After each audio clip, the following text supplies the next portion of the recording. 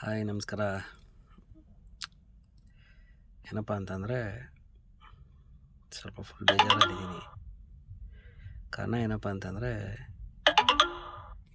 ನಾವು ಯಾರನ್ನ ನಂಬಿರ್ತೀವಿ ಅವ್ರು ನಮ್ಗೆ ಮೋಸ ಮಾಡಿದಾಗ ತುಂಬ ನೋವಾಗುತ್ತೆ.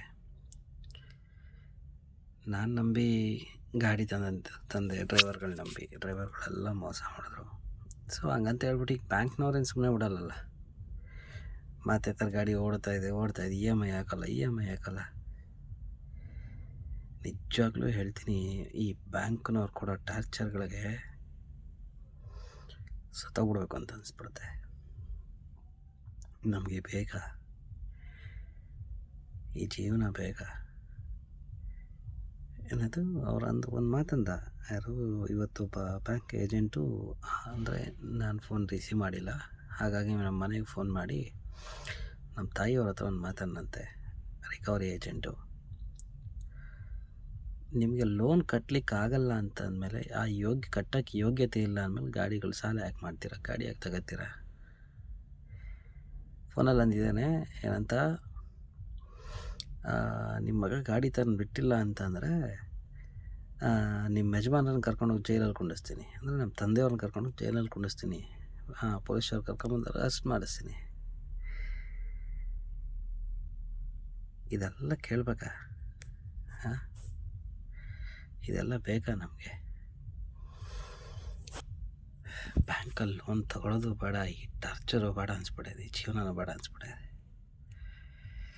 ನಿಜ ಫ್ರೆಂಡ್ಸ್, ದೇವರಣಿಗೂ ಯಾರಿಗೂ ನಂಬಕ್ಕೆ ಹೋಗ್ಬಾರ್ದು. ನಮ್ಮವರು ತಮ್ಮವರು ಅನ್ನೋದು ಯಾರನ್ನೂ ನಂಬಾರ್ದು. ಹೆಂಗೋ ನೆಮ್ಮದಿಯಲ್ಲಿದ್ದೆ, ಒಂದು ಗಾಡಿ ಇಟ್ಕೊಂಡು 2 ಗಾಡಿ ಮಾಡಿದೆ, ಯಾರನ್ನ ನಂಬಿ ನಮ್ಮ ತಂದೆ ತಾಯಿನೆಲ್ಲರನ್ನೂ ಬಿದ್ದಿತ್ತು ಅಂದ್ಬಿಟ್ಟೆ. ತುಂಬ ಗಟ್ಟಿ ಮನಸ್ಸು ಮಾಡಿಕೊಂಡು ಆಗಿದ್ದಾಗಲಿ ಅವಮಾನ ಇನ್ನೂ ಎಷ್ಟಾಗುತ್ತೆ ನೋಡೋಣ ಅಂತಿದ್ದೆ. ಇನ್ನೂ ಏನೇನಾಗುತ್ತೆ ನೋಡೋಣ, ಆಗಲಿ. ಗಾಡಿ ಉಳಿಸ್ಕೋಬೇಕು ಅಂತಲೇ ಇದ್ದೀನಿ. ಗಾಡಿ ಕಳಿಯೋಕ್ಕೆ ನನಗಿಲ್ಲ, ಯಾಕಂದರೆ ಇರೋದು 2 ಗಾಡಿ ಇದರಲ್ಲಿ ಇರೋದು ಒಂದೇ ಒಂದು ಗಾಡಿ, ಅದನ್ನೇ ಉಳಿಸ್ಕೋಬೇಕು, ಏನಾದರೂ ಮಾಡಿ ಉಳಿಸ್ಬೇಕು ಅಂತಲೇ ಇದ್ದೀನಿ. ಬಟ್ ಅದು ಇವ್ರು ಕೊಡ್ತಾ ಇರೋ ಟಾರ್ಚರ್ಗೆ, ಮೆಂಟಲ್ ಟಾರ್ಚರ್ಗೆ ದೇವರಾಣಿಗೂ ಏನಾದರೂ ಮಾಡಿ ಸೂಸೈಡ್ ಮಾಡ್ಕೊಬಿಡ್ಬೇಕು ಅನ್ನಿಸ್ಬಿಡ್ತಾ ಇದೆ.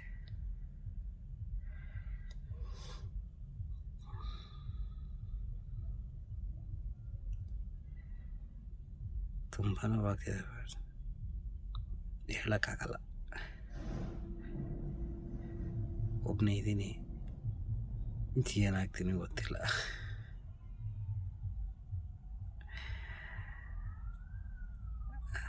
ಎಲ್ಲದಕ್ಕಿಂತ ಮುಂಚೆ ಇಂಟ್ರಡಕ್ಷನ್ನೇ ಕೊಟ್ಟಿಲ್ಲ ನೋಡಿ.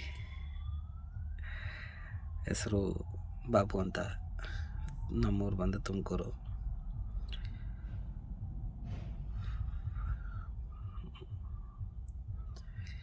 ನಮ್ಮ ಗಾಡಿ ಲೋನ್ ಇರ್ತಕ್ಕಂಥದ್ದು ಇಂಡಸ್ಲ್ಯಾಂಡ್ ಬ್ಯಾಂಕು.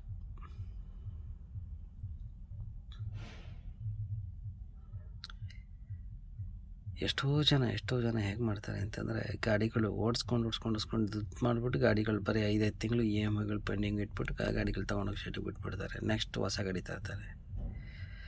ಬಟ್ ಇಲ್ಲ, ನನಗೆ ಆ ಚಟ ಇಲ್ಲ, ನನಗೆ ಬೇರೆ ಇನ್ನೊಬ್ಬರು ಮೋಸ ಮಾಡಬೇಕು ಅನ್ನೋ ಚಟ ಇಲ್ಲ. ಬಟ್ ನನ್ನ ಗಾಡಿ ನಾನು ಉಳಿಸ್ಕೊಂಡ್ರೆ ಸಾಕಾಗ್ಬಿಟ್ಟಿದೆ.